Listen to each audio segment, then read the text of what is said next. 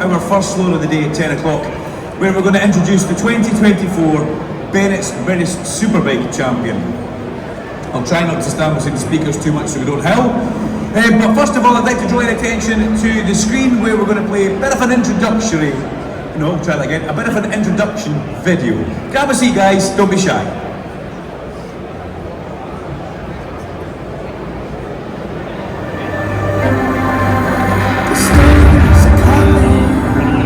Who's winning this one? Look at the speed! Oh! Big crash! Ryde goes up the line. It's an RG Yamaha. 1, 2. Out front, Kyle Ryde, splendid. He wins it from Lee Jackson. I don't think we can talk about anything for Kyle. Yeah, you can have that one. Kyle Ryde does the double at Cadwell and wins the Monster Energy Cadwell Mighty Trophy. Kyle Ryde is going for it up the inside. Oh, Glenn Irwin, they're both slipping heavy down into the end where that works out. Kyle Ryde is your new championship leader. He wins. Into the park. Hey, Cabal, into the big one. Round 20 laps. Kyle Ryde wins the time along the park. What a victory.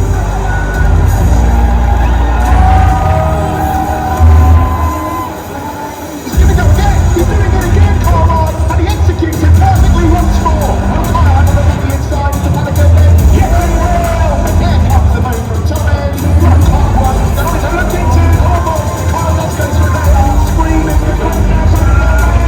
Up the inside. It does do.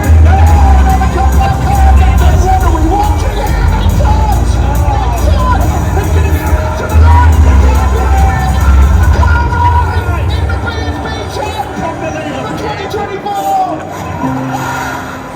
As he arrives on the home straight in October at Brands, which means only one thing: you are the champion of BSB.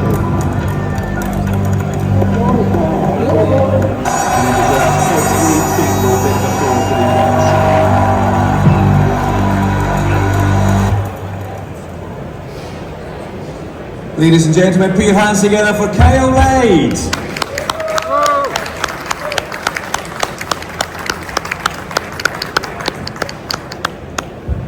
Good day, young man. Oh, Good morning. oh. We're both howling a bit there. We'll be okay.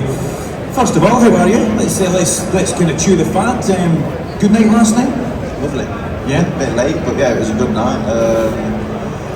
Good old John McGuinness told a few stories, didn't he? And taught us a few things what not to do.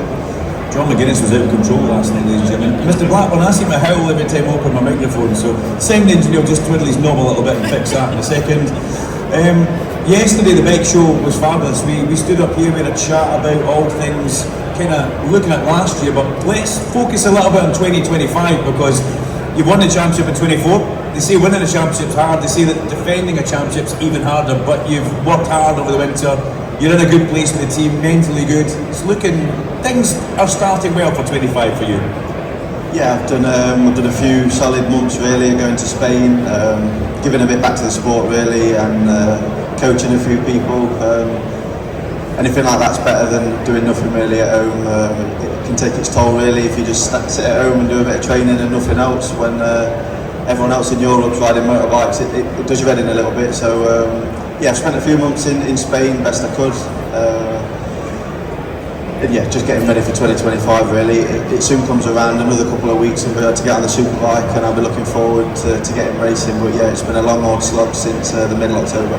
A little bit of darts, a little bit of golf, a little bit of pool. Yeah. Bit of everything, yeah. This man's a very good darts player. We did a thing at Donington Park January, if I'm not mistaken, for Bennett's, and they had a dartboard there, and there was a checkout now. To check out a dartboard, you have to hit a couple of numbers. Treble 19, double 17, am I right in saying that? What does that make? Was that what your number was, 77? I got told to check out 77, my race number, and I did it first time, yeah, treble 19, double 10. Yeah, it was very impressive. I hit the board a couple of times as well, but I also fluked a bullseye. Remember I said I'm going to hit the bull, and you were actually quite shocked at that. And then he started giving me a little bit of tips on how to hold the dart. So that obviously that's how bad I actually was. But you do like to relax in your local, I'm going to say pub. You have a good time. The pub support you, the whole village supports you, and you like that community feel, don't you? Yeah, I've got a great fan base. Have done for ages.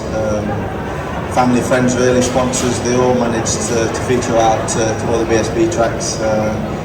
Even make the trip up to Knockhill. We had 25 people come up to Knockhill, which is it's a big effort. So I'm very grateful for that. And yeah, but like I said last year, I had a great support group. When we got to Donington, there was hundreds of people come to support me and busloads. So it was a nice feeling, and obviously nice to repay them all back with a championship win.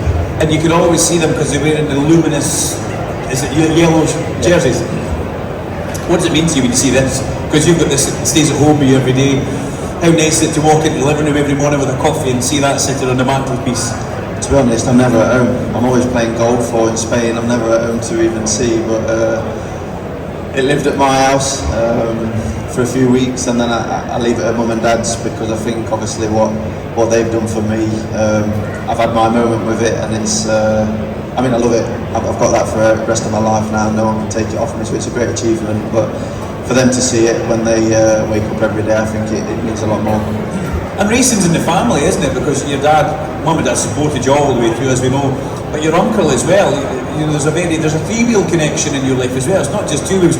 You're not a lover of sidecars, are you? Am I right in saying that? I do like them until they dump about 3.5 litre of oil around the track, bang on the racing line. But the great things, and that's what, without sidecars I wouldn't be a motorbike racer, so I've got to love them in some sort of aspect. But yeah, like I said, my dad and my Uncle Dean, they used to race together. Dad used to drive and my Uncle Dean was a passenger, but he got a bit fat so he couldn't fit in the chair, so that was the end of that, and that was the end of Dad's career. Luckily I was old enough to get a mini moto and start racing, and yeah, it's been 22 years since I first jumped on a motorbike, so it's been a long old slog. Your dad's a keen fabricator as well, isn't he? Because you know, he actually put his hand in his pocket yesterday and bought a bit of McGuinness merchandise, which I was very impressed with, something to hang on his little workshop wall, is it? Yeah, he's a clever bloke. He's absolutely brilliant at welding. If no one knows some of the stuff he does, it doesn't even look normal. He's such a clever man. And but yeah, like I said, I got a picture for John. He's got a nice unit where he does all his welding.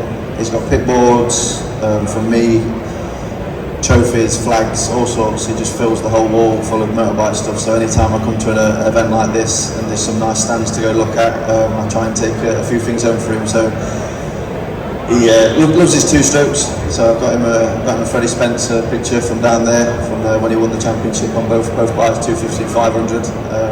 And I got a picture from John yesterday that John signed for him. So although it's a long slog up here, it's been miles worth it. I've loved it, to be honest, and yeah, can't wait to see his face when I get home again.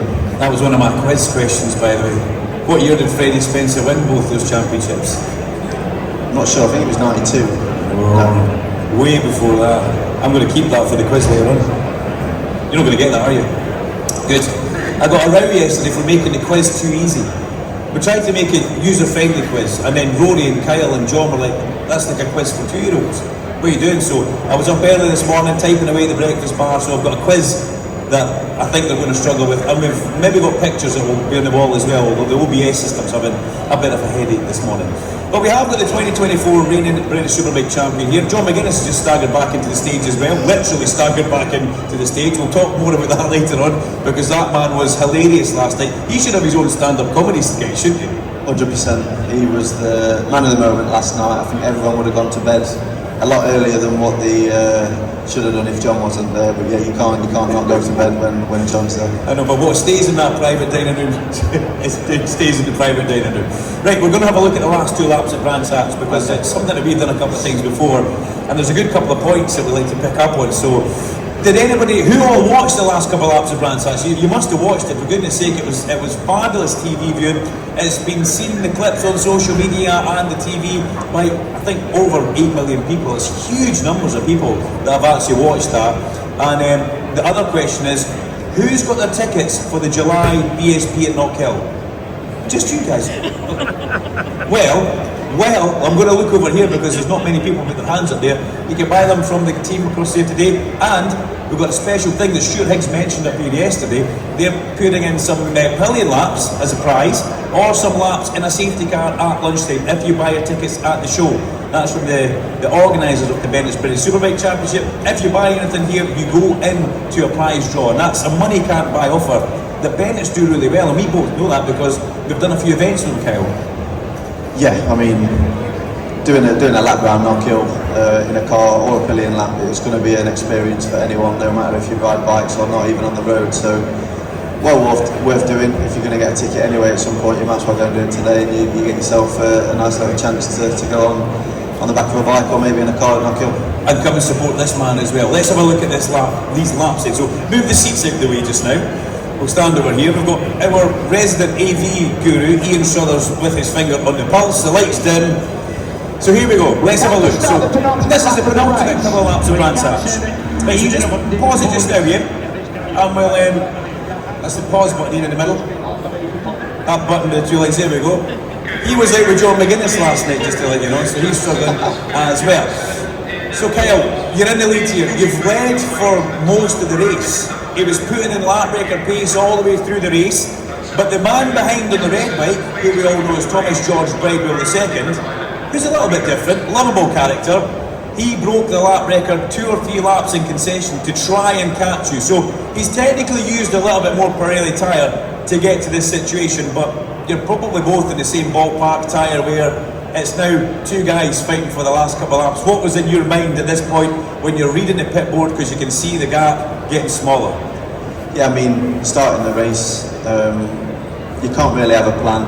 It's half an hour's racing around Brands Hatch. Anything can happen, motorbikes, anything can happen, and I just tried to get a clean start really, tick a few laps off, save the tyre best I could, and then work my race from there. And the last 10 laps, it all started with obviously Glenn being involved, and I did time it pretty good, to be honest. I got to the front and I knew Glenn would make it hard work for Tommy because, in all honesty, they don't fucking like each other. But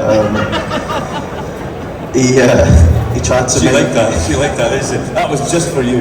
I knew I'd got a gap. Obviously, my dad's brilliant with the pit board. He said, "Tommy's behind you. You've got just over a second," which was very. I didn't expect it, to be honest. So at that point, I tried to put the hammer down.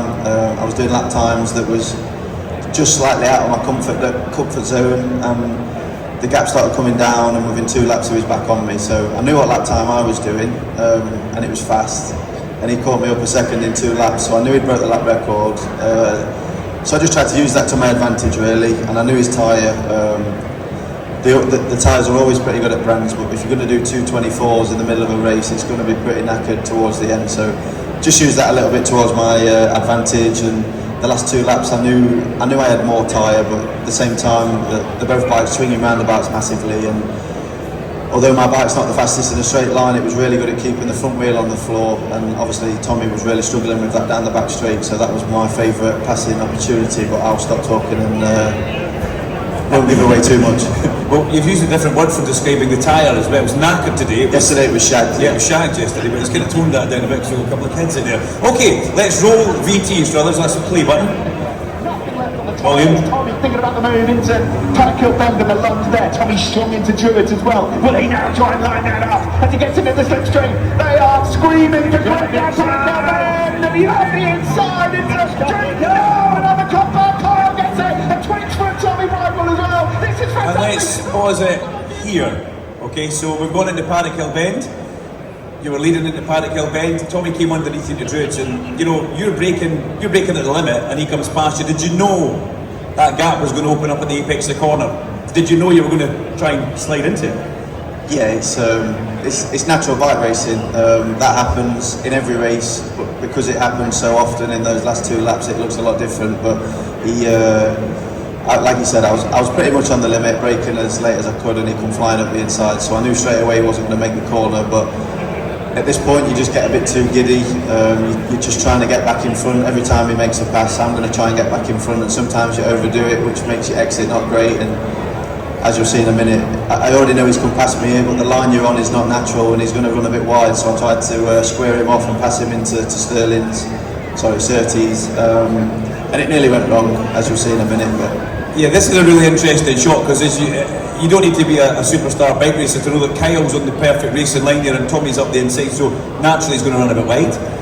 For sure, but he made the corner pretty good. He got a good exit. He chopped across the the track from the right hand side to the left because he knew he'd got a bad exit. So.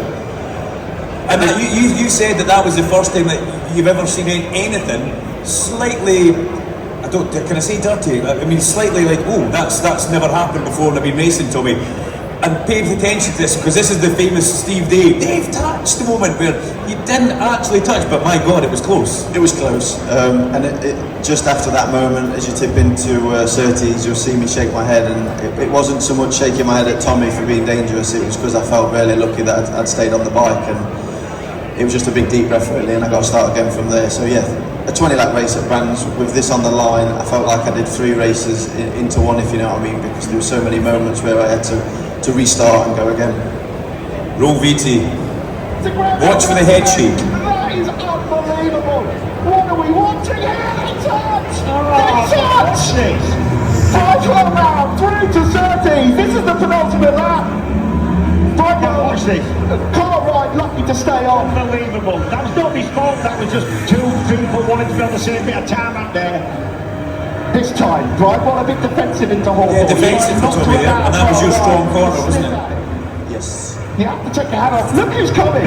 Vickers is nearly on him here. Because these keep on taking long each other. They've got to keep going at this. You never know here. Ryan Vickers could come to the rescue. But we are about to start the final lap. What can Kyle Ryde do about the defending champion? He's got a lap and a couple of corners. Both of these lads need the lap of their lives for this. And you would not doubt that they would put that on either. Into the last corner to start the last lap of 2024. And pause it there, Ian. Okay, so you've now followed him since that kind of near moment that you had at the bottom of Graham Hill Bend. You've now followed him all the way around the back of the circuit. As you said, just regrouping, focusing again. You've seen where he's been strong.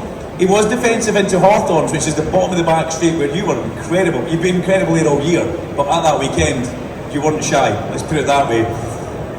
You've now got 1 minute 25 seconds to try and win the Bennetts British Superbike Championship. What's Kyle Ryde thinking at this moment here? Where are you lining up a pass in your mind as you come out and onto the main straight?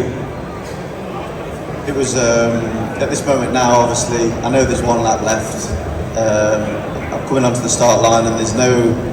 It's funny how it works, there's no plan at this point. I just tried to pass him wherever I could, and I actually had to go into turn 1, but he went defensive and I thought I was going to hit the back of him, so both my legs come off in a big panic and I managed to pull it up, and it was the best thing that happened to me, to be honest, not passing him at turn 1, because same again, it made me regroup and just focus on Hawthorns. Yeah, but you had a shorter time to regroup, so watch for you've seen Kyle with his stressometer with the legs start flapping about like a seagull. God knows how he can ride like that, but yeah, don't ask why. You're bloody impressive. So watch the move going into turn 1 where he almost tags the back of Tommy. Roll VT. Versus Kyle. It has been unbelievable so far. What's in store here around Brands Hatch GP? Into Bennett Bend. That's one overtaking opportunity gone. There's He's gone wide. Can he make it? No, on the cutback, he can't quite get through. Will he have a look up the inside into No, he won't. No. This'll be. Tommy's parking it here. He's defensive through these corners. Yeah, we still suggest me. Oh, hang on. No, he won't do it into Graham Hill Bend. It's too risky. It's going to maybe be. Will it be another lunge into Surtees? Has he got the drive here? Coming up now. It's worked earlier on, but defensive again from Tommy. That's going to cost him time coming out the corner though. Okay, pause it there, Ian. Because Tommy was defensive going in, and we all saw that, and we all thought, well, that's going to make him slow next to the corner, but throughout the whole race, you probably both get the best exit onto that back straight on this the last lap, which you had to leave it all in line. You had to get in that slipstream, not really, you had to then go for a manoeuvre. Were you thinking, oh shit, this is going to be a bit difficult now? Yeah, to be honest, Tommy was he was good onto the back straight, but when you get to the bridge, he struggled to keep the front wheel on the floor, so I knew if I was 0.1, 0.2 behind, I'd pass him into Hawthorns, and for me, I set this corner up really good. As you've seen, I'm as close as you can get to the white line, and at this point, I'm at full throttle, so I can't get a better exit. And halfway down, third, fourth, fifth gear, I thought I've not got a chance here, and I started coming back towards him. And before people watch it, just so you know, the top speed of going past Tommy was 179 mile an hour of passing in fifth gear. So it's a difficult track to get your eyes to calibrate and make a manoeuvre. So we've been doing it all weekend, doing it all year, so that sort of speed becomes normal. But when you look back on it and talk on it on a stage like this, passing someone at 180 mile an hour with 2 feet hanging off, it's not ideal. It's not. But that looks like the absolute perfect racing line, and that's 100% throttle at that point. At this point, I'll be 100% throttle, and I'll be completely on my scooter brake just to stop it wheeling and stop the rear wheel spinning. The big horrible things to ride. Getting that trophy is what you do it for, but yeah, riding one of those things around all weekend, I'd rather my mum kick me head in, to be honest. So let's play in a second. We're going to stop it just after Hawthorns at the next corner, which is Westfield. So Ian, on you go. The drive for Kyle. Tommy Ryde, while once again, will try and go defensive here and make Kyle work forward. Kyle might not be close enough here. Let's see if he's going to have a look. He's got to. It's the last lap of the race, and he's through on the inside. Does he hold the line? Tommy Bridewell trying to get back through the side by side. Big rear wheel movement there from Bridewell. But it's through. So you made an amazing overtaking towards that corner, because that's a seriously fast corner. It's a fast bit of track. Tommy then had a bit of a moment, but if anything, this is possibly the moment that cost Tommy the championship, because why, we'll never know, because it's his thought process. He didn't wait for 2 other corners into Stirling's where he had been so incredibly strong. But at this point, you must have braked as late as you can, and he's come sailing up the inside of you. Yeah, I mean, it's the same story as me at turn 1. I should have never tried to pass him at turn 1 because it was pointless. But we've been racing all year. I've been racing for 22 years, and all those thoughts go out the window. You just try and beat the person that's in front of you. And at this point, both heart rates, mine and Tommy's, are probably sky high, 190 at least. We've been riding for 25 minutes. We've probably lost 1.5 kilos in sweat. Everything. There's nothing left. Nothing left on the tyres. We're trying our best. So if he's going to get a good exit into Westfield, he's going to have a go. And I think I'd have done the same thing. But obviously, looking back on it, he probably did make a mistake there trying to pass me into Westfields. It was probably one of my best corners on the track. And at this point now, Tommy's completely on the brakes, and I'm already thinking about getting off him and swooping back underneath. So, and he ran that wide. I knew I had a bit of a gap, so I told myself not to go too deep into to Stirling's, but it took the better of me, and I went deep anyway. And you'll notice, just as it kind of camera pans round, Tommy actually has a moment, and the inside foot comes off the peg. Yeah, there's a massive bump.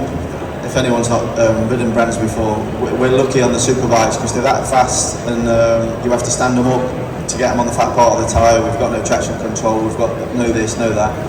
And we're the only bikes really, other than Stock 1000, that stay tight through Westfields, and you completely miss that bump. But when I used to race 125s as a kid, that bump was an absolute nightmare. And to be honest, that bump was probably the first time Tommy hit that in probably 10 or 15 years, because it doesn't go that wide. Almost the same as me into the last corner, as you'll talk about in a minute. Okay, roll VT Struz. He put the rain in Jack, and he's someone holds on. No, he doesn't. He's wide. And will that cost him now? I think he's got him a little bit of time. He might not be able to get close I enough. don't think he can. Oh yes, he is though. He's still going to give it his all here. He can't pull off his favourite move. It's going to have to be down into clearways.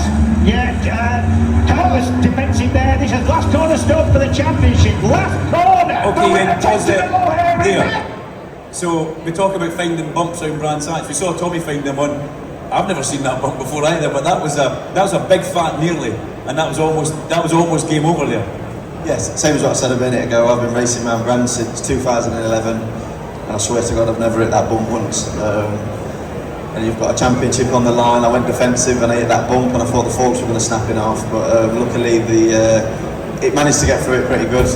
On the data, the forks went from 110 mil, they smashed the bottom, and then they come back up to about 100, and then they smashed the bottom again. So any other day I could have ended up in the hospitality units just about here, but I managed to keep it on the sunny side up and just focused on getting a good exit, took it in the best I could. And are you now thinking though, because you're on that inside line, and we've all watched Brands Hatch, the drag to the line, you know what it's like, are you now thinking, shit, too tight, he's going to get a run on me? Not so much. As long as I parked it up here and stayed close to the pit lane exit, I knew he couldn't go underneath me. I thought it was just going to be a bit of a drag to the line.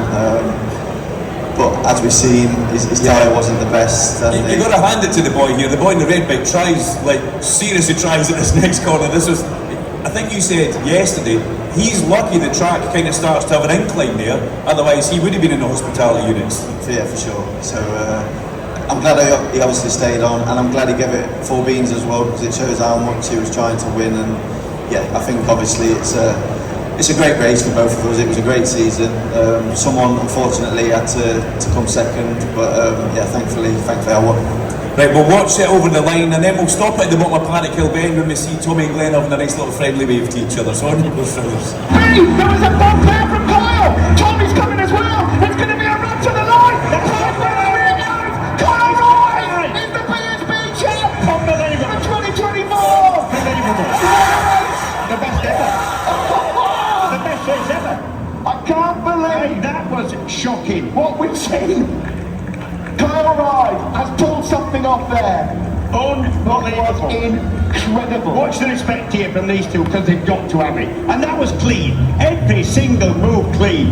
Look at that. I mean, you have to take your hat off to these two on screen. But What a pause, Strithers. You got it better today. He missed it yesterday by a couple of tenths of a second, but that's a good job, Kyle. You did mention earlier on that those two guys don't like each other. They were teammates. They don't get on. They race hard. They've got respect, and a bit of friendly rivalry goes along. But you've got no idea what's going on behind you right now. No, so for me, I've used one helmet company since I was a kid, and it was a Shark helmet, and unfortunately, it wasn't meant to be for this season. So I moved over to Shuey. And everything just took the better of me, and I completely forgot how to put my visor up. It took me a full minute, so I'm the reason why this happened, because I didn't be able to get my visor up and have a conversation with him. But I'm so glad it happened just for this picture. One day I'll have it put up somewhere. It's brilliant. Yeah, like I said, they really don't like each other. They don't, and with them as well. With them was funny because that was absolutely shocking in a good way. In a good way, the way he comes out with it. But it's all about what's in the front of Tommy Brightwell's bike, isn't it? It's all about that number one. That's what we want, because we've already heard from you. The 77 that's in the front of your OMG Yamaha goes away for a year, goes on holiday, still your number, and that number one heads across onto your blue Yamaha, which is a fantastic thing for us as spectators and fans and commentators to know you're going to be out there with the number one. Yeah, like I said to you yesterday, the one is something I look forward to looking at, but for me it's for everyone else, all the sponsors, family, mechanics, team, the ones for them as well. They have to get up early in the morning, go in the garage, work on the bike and see that. So to have a number one on the bike, pictures at every track for 12 months is going to be a great feeling no matter what happens next year. And I'm going to try my best to keep it rolling, and hopefully I can be in 12 months' time saying the same things. And yeah, long live the number one. Long live the number one. And yeah, we should probably change this off the screen now, because there are some kids here. Ian, if you want to replay it, because it almost finishes straight after this anyway. But the respect from the other riders stopping to give you the pats in the back, that's really what it all comes down to, Kyle. But that's back to the beginning of the video now, so we can probably pause that if you want, Ian, and we could have a bit of a chat here. Thank you very much for joining us on stage. It's been fabulous.